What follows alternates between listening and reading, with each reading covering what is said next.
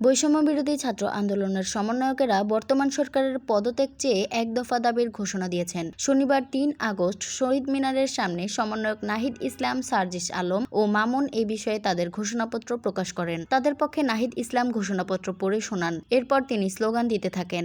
সরকারের বিভিন্ন ব্যর্থতার কথা উল্লেখ করে সমন্বয়কেরা সরকারের পদত্যাগ দাবি করেছেন। এছাড়া বর্তমান সরকার পদত্যাগের পর একটি জাতীয় সরকার গঠনেরও আহ্বান জানিয়েছেন তারা। যেহেতু বর্তমান সরকারের নির্দেশে নির্বিচারে গণহত্যা সংঘটিত হয়েছে, নারী, শিশু, ছাত্র, শিক্ষক, শ্রমিক কেউ এ গণহত্যা থেকে রেহাই পাননি। যেহেতু সরকার এই হত্যাযজ্ঞের বিচার করার পরিবর্তে নির্বিচারে ছাত্র জনতাকে গ্রেফতার ও নির্যাতন করছে, যেহেতু সরকারের আইনশৃঙ্খলা রক্ষাকারী বাহিনী প্রাণঘাতী আগ্নেয়াস্ত্র ব্যবহার করে হত্যাযজ্ঞ সংগঠন করেছে, যেহেতু ছাত্র, শিক্ষক, শ্রমিক, মজুর সহ আপামর জনগণ মনে করছে এই সরকারের অধীনে নিরপেক্ষ বিচার এবং তদন্ত সম্ভব নয়, সেহেতু আমরা বর্তমান স্বৈরাচারী সরকারের পদত্যাগের এক দফা দাবি ঘোষণা করছি। একই সাথে সকলের নিকট গ্রহণযোগ্য ব্যক্তির নেতৃত্বে একটি গ্রহণযোগ্য ও অন্তর্ভুক্তিমূলক জাতীয় সরকার গঠনের দাবি জানাচ্ছি। আজ বিকেল 5:30টার দিকে শহীদ মিনারে সমবেত ছাত্র জনতার উদ্দেশ্যে দেয়া বক্তব্যে তিনি বলেন, প্রধানমন্ত্রী শেখ হাসিনা এবং তার মন্ত্রিসভাকে পদত্যাগ করতে হবে।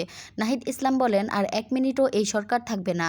এক দফা এক দাবি শেখ হাসিনার পদত্যাগ। এছাড়া প্রধানমন্ত্রী শেখ হাসিনা ও মন্ত্রিসভার সব সদস্যের পদত্যাগ দাবিতে রোববার 4 আগস্ট সারা দেশে সর্বাত্মক অসহযোগ আন্দোলন শুরু হবে বলে সমাবেশ থেকে ঘোষণা দেয়া হয়।